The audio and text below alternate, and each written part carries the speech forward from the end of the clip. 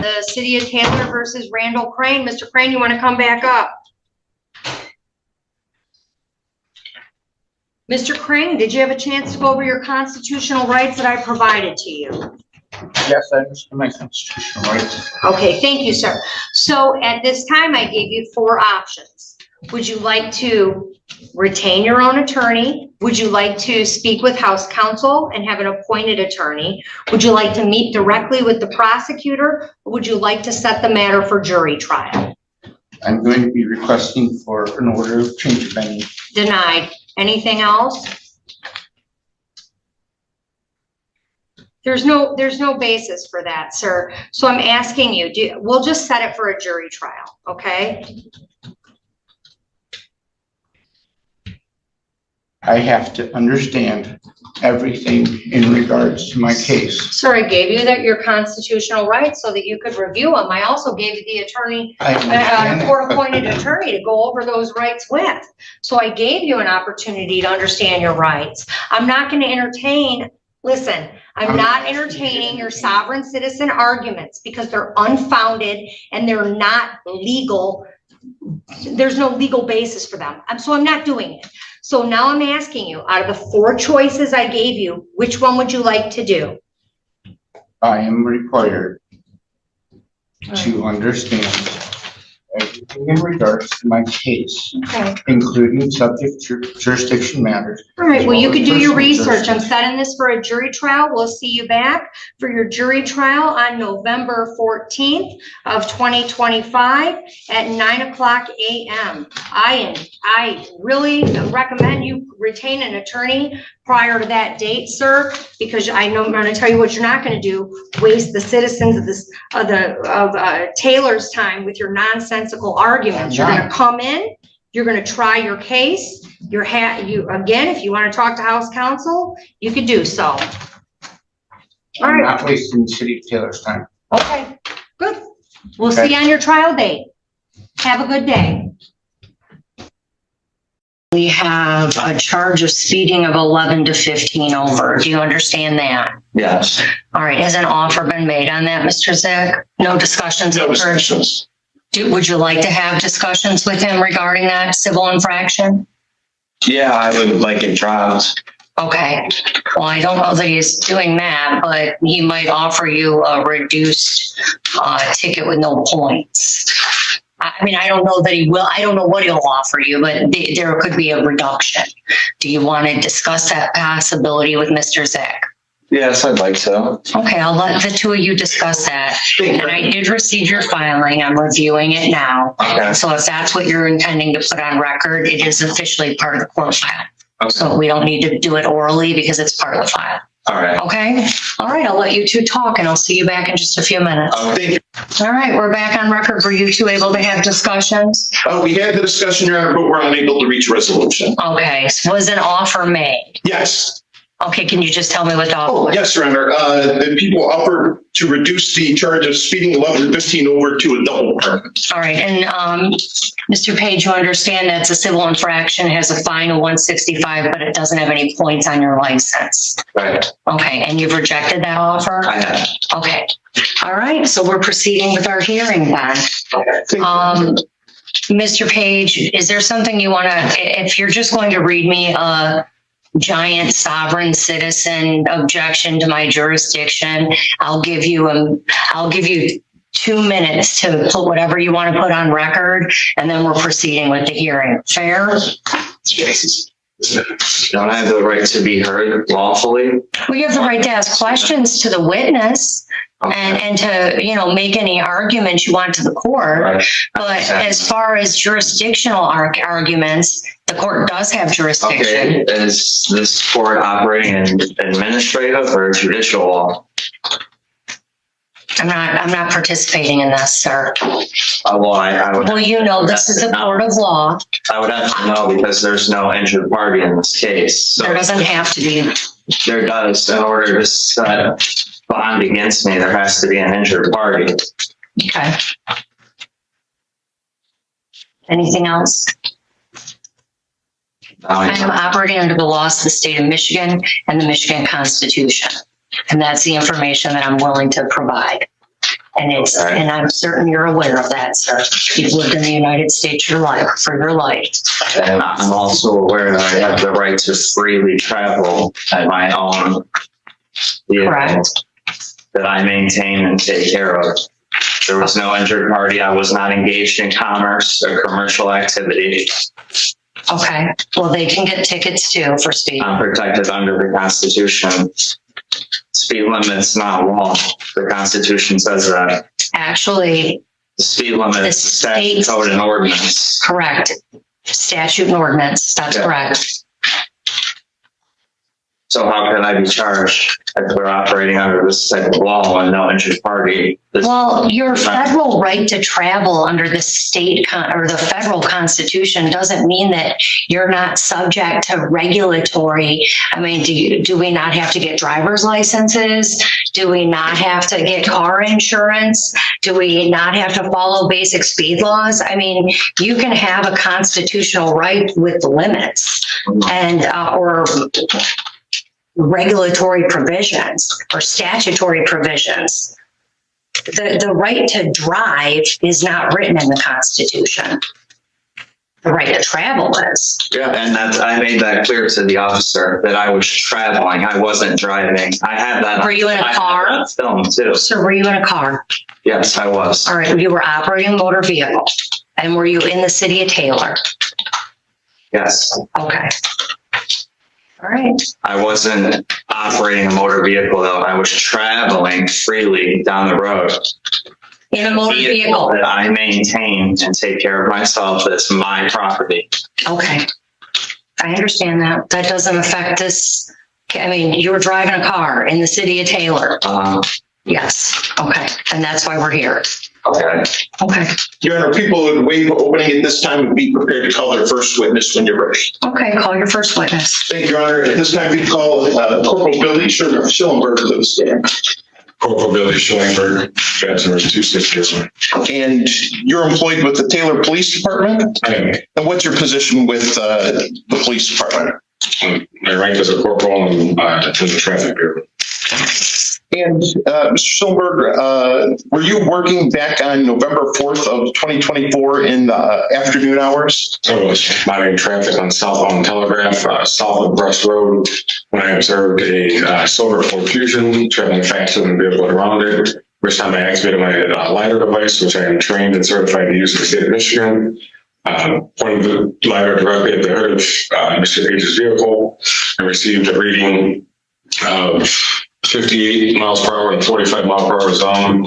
The way the LiDAR works is when you point the LiDAR at the hood of the vehicle, it'll give you a speed reading and a feet reading.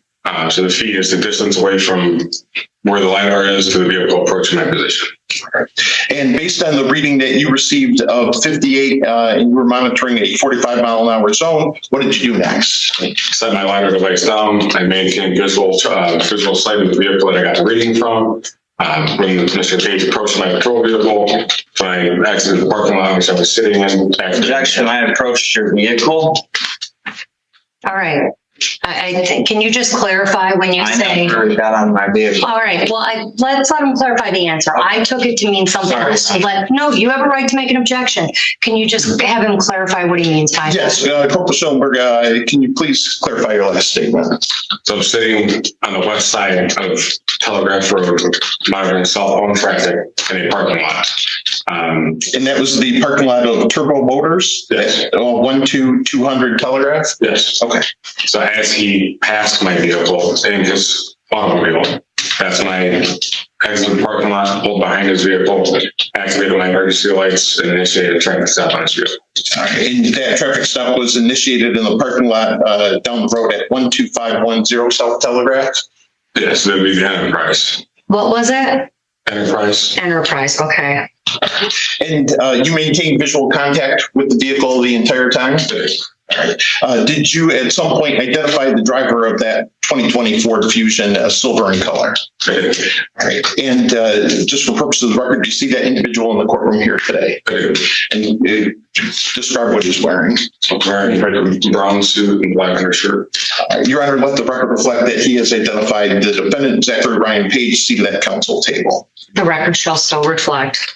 Based on your reading and your observations, Corporal Schoenberg, did you then issue a citation to the defendant? All right, so while we were on the traffic stop, I asked Mr. Page for his identification numerous times, which he refused to do so. I refused to do so. At that time, Sergeant Kish made my location. Mr. Page eventually ended up providing his driver's license to Sergeant Kish. At that time, I was able to issue no citations with the speeding organization. Your Honor, I have no further questions this witness this time. All right, Mr. Page, you have some questions for the witness? You're free to step to the podium just so the court reporter can take everything down. No questions for the witness. Okay. All right. Excuse Corporal Kish. Thank you. Corporal Schoenberg, people rested this time, Your Honor. All right. Do you have anything you want to enter into the record? I want to enter into the record that I'm here today making a special appearance under sui juris as one of the people of Michigan, not as a defendant under the jurisdiction of this court. I'm asserting my unalienable rights as secured by the Michigan Declaration of Rights under the United States Constitution. Constitution. But important moment. The judge is grounding the courtroom in something very real: procedural rights. Right to counsel, right to remain silent, right to confront witnesses. These are concrete, enforceable protections. Notice the contrast. While the defendant is arguing jurisdiction theory, the court is focused on due process mechanics. That disconnect? That's why these cases almost always end the same way. The court system runs on procedure, not philosophical objections. Constitution, particularly under Article 1, Section 1 of the Michigan Constitution, which establishes all political power is inherent in the people. At that outset, I raise jurisdictional challenge to this court. Your Honor, may I interrupt? And I apologize for interrupting. But Corporal Schoenberg is our traffic supervisor, and there's been an issue over the Taylor Police Department this morning. Technical. He's free to go. Do you have any other questions for Corporal Schoenberg? No. All right, Corporal Schoenberg, you're excused. Thank you. All right, go ahead, sir. This outset, I raise jurisdictional challenge to the court, as jurisdiction must be proven on the record before any further proceedings can lawfully continue. The separation of powers doctrine, as outlined in Article 3, Section 2 of the U.S. Constitution and the Michigan Constitution, makes it clear that no branch of government may exercise the powers of another. Before proceeding, I require clarification on whether this court is operating in a judicial capacity or administrative.